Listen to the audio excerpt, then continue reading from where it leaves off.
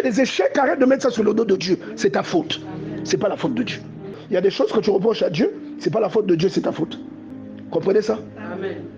Si Dieu te donne un travail, que tu gères mal ton argent, n'en veux pas à Dieu si tu n'as pas pu construire une maison ou acheter un terrain. Ça, c'est ta faute.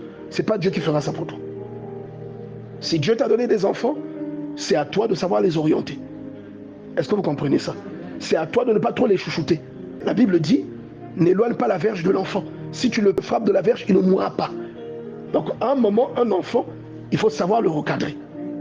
Amen. Tu comprends ça? Donc, il y a des choses que Dieu ne viendra pas faire à ta place. Je vous cite cela pour vous dire que Dieu a déposé tout le potentiel au fond. Il y a des choses, c'est à vous de les faire. Ce n'est pas à Dieu. L'onction ne fait pas tout. L'onction n'ira pas travailler l'argent. L'onction ne va pas réfléchir au plan de votre maison. L'onction ne va pas toller votre maison. Je ne sais pas si vous comprenez.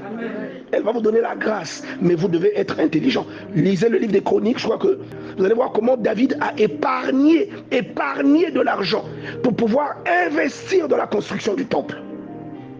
Ce n'est pas l'onction qui avait fait ça. C'est l'intelligence. Est-ce que quelqu'un comprend cela? Amen. Il y a des échecs, arrête de mettre ça sur le dos de Dieu. C'est ta faute. Ce n'est pas la faute de Dieu. Si Dieu a envoyé un conjoint et que toi tu étais trop jolie pour accepter le conjoint, vous connaissez le témoignage de Sonny Kafuta, Rockman. Amen. Qui connaît Sonny Kafuta? Le révérend Kafuta, qui le connaît? Rockman. Sonny Kafuta, alors qu'il était encore frère Sonny, avait aimé une sœur dans l'église. La sœur était un peu rassurée parce que elle avait vu qu'il habitait dans une grande maison. Et un jour, donc ils ont commencé les fiançailles, ils ont vu le pasteur, il a validé. Et un jour, la sœur est allée lui rendre visite. Il était malade ce jour-là. Lorsqu'elle est entrée, elle est toquée dans la grande maison. Je veux voir le frère Sonny. On lui a dit, lui, il habite derrière. Oh, déjà ça lui a semblé étrange. Il habite derrière.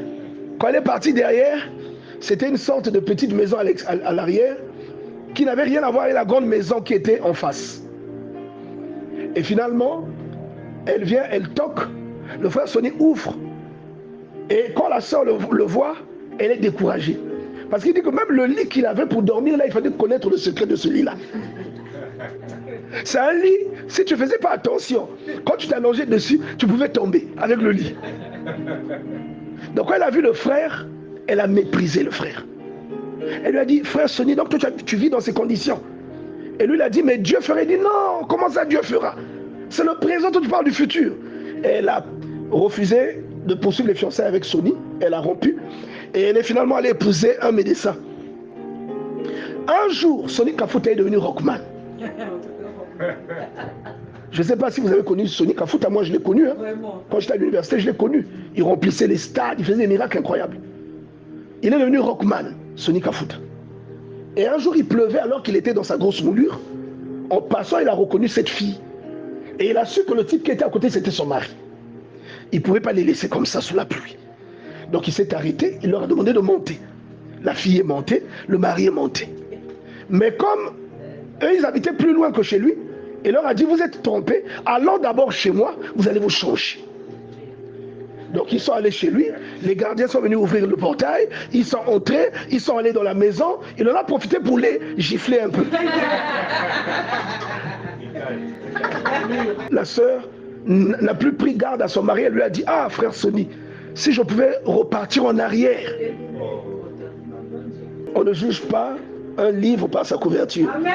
Je vous cite cela pour vous dire que Dieu a déposé tout le potentiel au fond.